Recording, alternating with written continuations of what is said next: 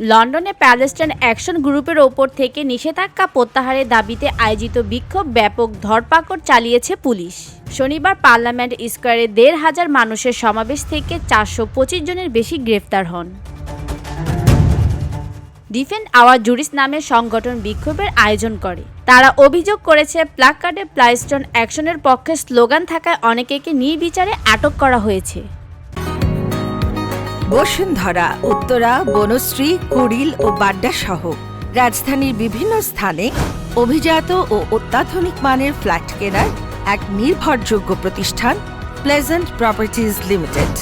তাই আপনার স্বপ্নের আবাসনের জন্য আজই যোগাযোগ করুন। Pleasant properties limited, where destiny matures eventually। বিক্ষোভকারীদের সঙ্গে পুলিশের ধস্তাধস্তি, পানি ও বোতল নিক্ষেপের ঘটনা ঘটে। লাঠি পেটায় একজনের রক্তাক্ত হন এবং ভিড়ে কয়েকজন মাটিতে পড়ে যান। লন্ডন মেট্রোপলিটন পুলিশ জানিয়েছেন, গ্রেফতারদের বিরুদ্ধে পুলিশের ওপর হামলা ও নিষিদ্ধ সংগঠনের সমর্থন অভিযোগ আনা হয়েছে।